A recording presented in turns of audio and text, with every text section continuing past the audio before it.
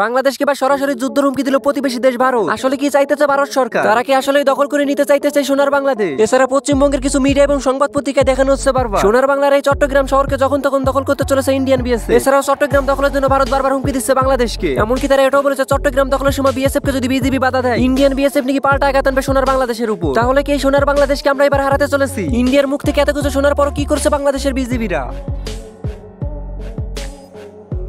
একটা প্রশ্ন বাংলাদেশের সবার মনেই বারবার ঘুরপাক খাচ্ছে। ইন্ডিয়ার মুখ থেকে দিনের পর দিন এত কিছু শোনার পরও বাংলাদেশ বিজিবি কেন এখনো চুপ করে আছে? এছাড়াও রাতে রাতে শত শত বিএসএফ প্রবেশ করছে বাংলাদেশে। ইন্ডিয়ান বিএসএফ এর মুখে বারবার শোনা যাচ্ছে একটাই কথা, যুদ্ধ করে হলেও এই বাংলাদেশকে শুধুমাত্র তাদের দখলে নিতে চায়। ইন্ডিয়ার মুখ থেকে এত কিছু শোনার পরও কি করছে বাংলাদেশের বিজিবি সৈনিকরা? তারা কি আসলে ইন্ডিয়ান বিএসএফ এর সাথে যুদ্ধ করতে ভয় পাচ্ছে?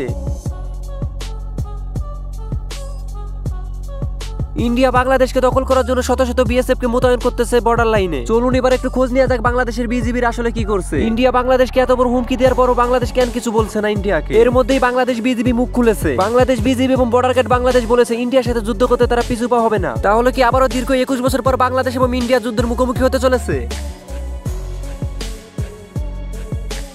এখন সবার মুখে একটাই কথা, কি হচ্ছে বাংলাদেশের সাথে? কিছুদিন আগে শেখ হাসিনার বাংলাদেশ থেকে পতন হয়েছে। নতুন সরকার গঠনের 3 মাসের মধ্যে ইন্ডিয়ার মুখ থেকে শুনতে পেল বাংলাদেশ যুদ্ধের হুমকি। একে তো সোনার বাংলা থেকে সরকার পতনের পর বাংলাদেশ রয়েছে পুরো এলোমেলো। দেশে এত ঝামেলার মধ্যেও বাংলাদেশের বিজিবি কিভাবে সামাল দেবে ইন্ডিয়ার বিএসএফ কে?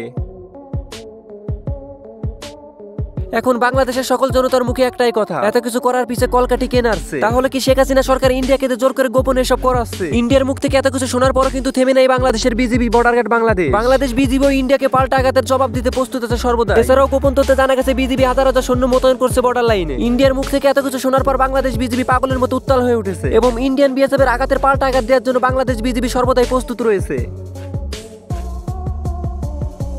এক কথা, ইন্ডিয়াকে সর্বদাই পাল্টা জবাব দেওয়ার জন্য প্রস্তুত আছে বাংলাদেশ বিজিবির একটাই কথা, সোনার বাংলাদেশকে দখল করা অতটাও সহজ নয়। বাংলাদেশ বিজিবির একটাই কথা, প্রয়োজন হলে ইন্ডিয়া থেকে 7 সিস্টারকে কেড়ে নেবে, তাও সোনার বাংলা হিসেবেই থাকবে। তো বন্ধুরা, নিয়মিত নতুন নতুন সব দেশের প্রতি আপডেট পাওয়ার জন্য চ্যানেলটি সাবস্ক্রাইব করে পাশে থাকবে।